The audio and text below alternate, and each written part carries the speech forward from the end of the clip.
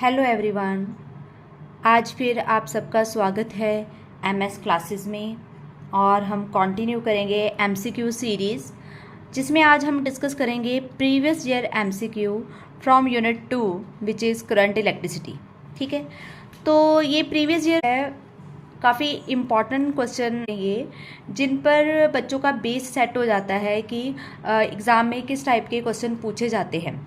तो जैसे कि हमें पता है कि कभी भी क्वेश्चन रिपीट नहीं हो रहा है सीबीएसई में, उसको हमेशा ही वो हमें अगर रिपीट करे भी तो वो हमेशा उसको मोल्ड फॉर्म में उसको और मोल्ड कर देते हैं, कभी भी सेम क्वेश्चन तो डालते नहीं हैं।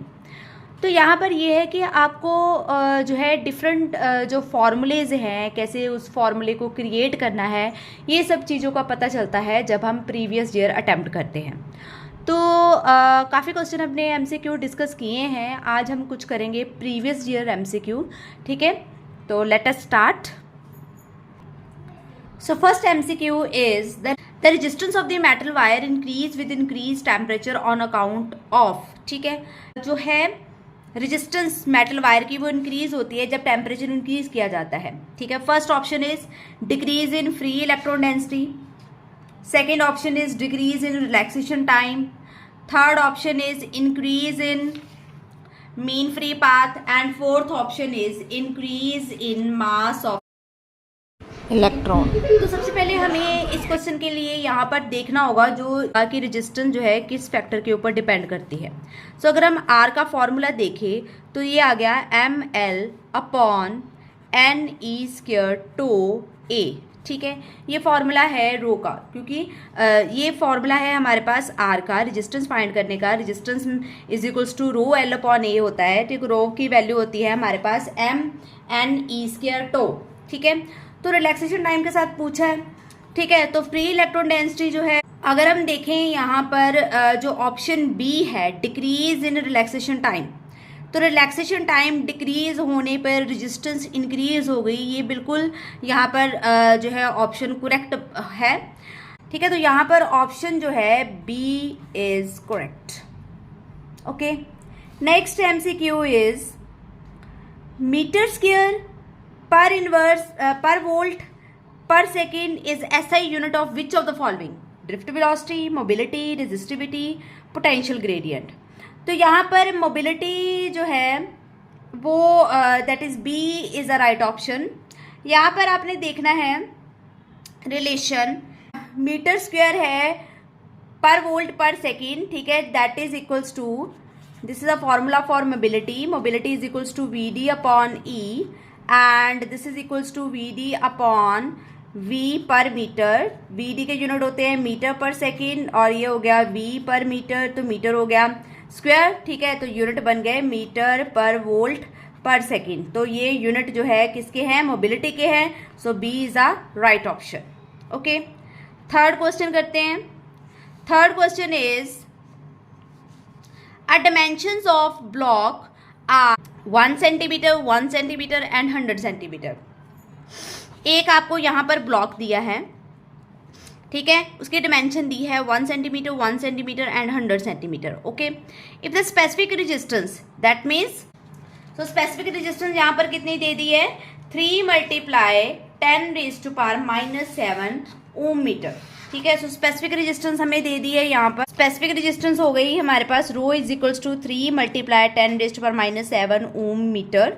Okay, then the resistance between the opposite rectangular face is, हमने रेजिस्टेंस फाइंड करनी है, तो रेजिस्टेंस के लिए हमारे पास फॉर्मूला है R is equals to rho l upon A. यहाँ पर लेंथ कितनी है? 1 सेंटीमीटर। सो 1 सेंटीमीटर के हम मीटर बना लेंगे, तो ये हमारे पास आ जाएगा 10⁻² मीटर। और हमने एरिया फाइंड करना है। एरिया जो है वो होगा हमारे पास लेंथ इंटू ब्रेड्थ। ठीक है, तो लेंथ इंटू ब्रेड्थ मतलब हमारे पास कितना हो गया? ये आ गया हमारे पास 1 सेंटीमीटर मल्टीप्लाई बाय 100 सेंटीमीटर। तो ऑन सॉल्विंग सेंटीमीटर के मीटर बनाएंगे तो ये आ जाएगा 10⁻² मीटर। ओके, एरिया हो गया, लेंथ हो गया, यहाँ पर वैल्यू सब्स्टिट्यूट कर देते हैं। तो 3 × 10⁻7 multiply 10⁻² upon 10⁻², and this is cancelled, so we have 3 × 10⁻7 ohm is a final result and option B is correct. Okay. Next question हम देखते हैं, is the resistivity of the given conductor depend upon. तो अगर resistivity की बात करें तो वैसे रेजिस्टिविटी जो है वो दो फैक्टर के ऊपर डिपेंड करती है, एक तो टेम्परेचर और दूसरा नेचर ऑफ द मटेरियल। ना तो वो लेंथ के ऊपर डिपेंड करती है, ना ही वो एरिया के ऊपर डिपेंड करती है, और ना ही कौन सी शेप का हम कंडक्टर यूज कर रहे हैं उसके ऊपर डिपेंड करती है। So resistivity is only depend upon temperature and nature of the material. So option A is correct. So fourth के लिए that is option A is correct. Okay. Next question अगर हम देखें fifth question, so fifth question आप देखिए, fifth question में दिया है a cell of EMF and internal resistance r, ठीक है, उनकी ग्राफिकल रिप्रेजेंटेशन है, R variable external resistance is capital R, the graph of the terminal potential difference be as the function of R is. तो इसके लिए हमारे पास जो है फॉर्मूला जो है वो आएगा E is equals to V plus I R, ठीक है, हम ये लेके चलते हैं। तो इट मीन्स कि if R increase E increase, ठीक है, इसके अकॉर्डिंग तो यही बनता है कि अगर आर की वैल्यू इंक्रीज होगी तो ओवरऑल ई की वैल्यू इंक्रीज होगी, ठीक है। तो यहाँ पर फर्स्ट ग्राफ में अगर देखें तो आर इंक्रीज होने पर ई कांस्टेंट रह रही है, तो ये तो गलत हो गया। सेकेंड ग्राफ देखें तो आर इंक्रीज होने पर ई इंक्रीज हो रही है, ठीक है, बिल्कुल ठीक है, ठीक है।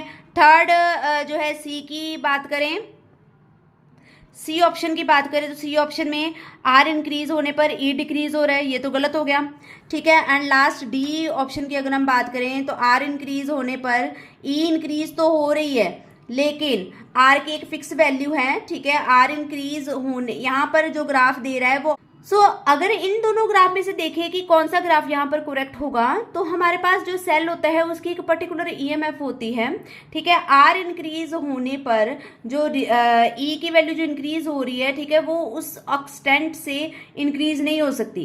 Correct graph, so option B is correct. Okay, next अगर हम बात करें सिक्स क्वेश्चन की, तो सिक्स क्वेश्चन में है हमारे पास इन अ व्हीटस्टोन ब्रिज, तो व्हीटस्टोन ब्रिज दिया हुआ है, all the four arms have equal resistance, दोनों आर्म्स की, फोर आर्म्स की इक्वल रेजिस्टेंस है, ऐसे अरेंज होते हैं फोर आर्म्स, ठीक है, उनकी इक्वल रेजिस्टेंस उन्होंने बोली है, ठीक है।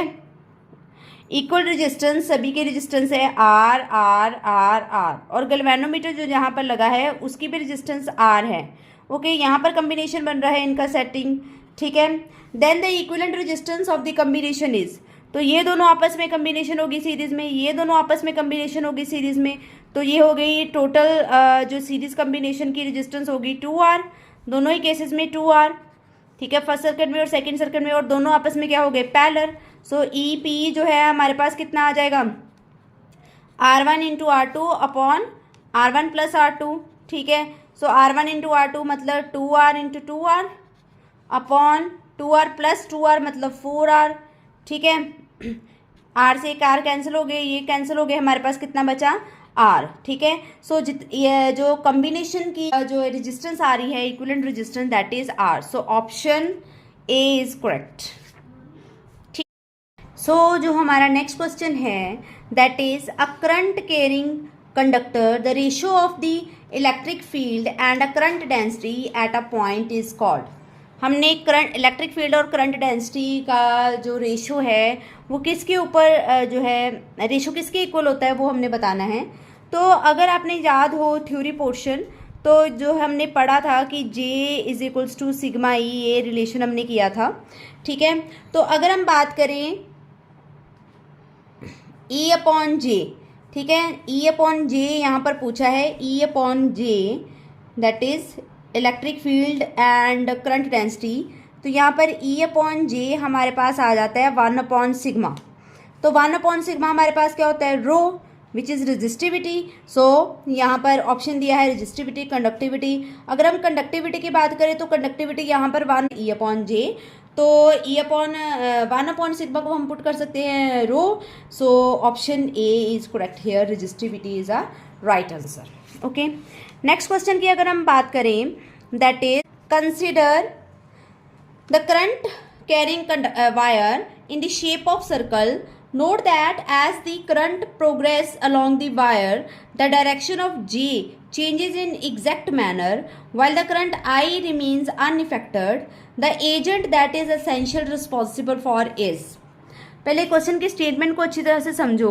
उन्होंने बोला है कि एक करंट कैरिंग वायर है जिसमें करंट आई मूव कर रहा है, शेप उसकी क्या है, circle. Note that as the current progress, जब करंट प्रोग्रेस हो रहा है along the wire, the direction of J means current density changes in exact manner, इस हिसाब से चेंज हो रही है कि जो I है करंट में वो अनइफेक्टेड है, I चेंज नहीं हो रहा है, करंट डेंसिटी इस हिसाब से चेंज हो रही है ताकि I चेंज ना हो पाए, ठीक है। I is remain unaffected, I में कोई चेंज नहीं आ रहा है। The agent that is essentially responsible, कौन सा फैक्टर यहाँ पर रिस्पॉन्सिबल होगा कि करंट डेंसिटी जो है वो चेंज हो रही है बट जो करंट है रिमेन अनइफेक्टेड, जो वायर में करंट फ्लो कर रहा है वो इफेक्ट नहीं कर रहा है। So first option is source of energy, second option is electric field produced by the charges accumulated on the surface of the wire. Third option is the charges just behind a given segment of the wire which push them just the right way of the by repulsion, and D option is charges ahead. ठीक है, तो so option B is correct here. Electric field produced by the charge accumulate on the surface of the wire, ठीक है। जो electric field है जो वो अकम्युलेट हो रहा है on the surface of the wire, जिसकी वजह से जो करंट है, ठीक है, remains uneffective. Okay, so these are some previous year questions from unit 2 current electricity, ठीक है। आगे फिर कुछ और प्रीवियस ईयर क्वेश्चन ले जल्दी ही मिलेंगे। Bye bye.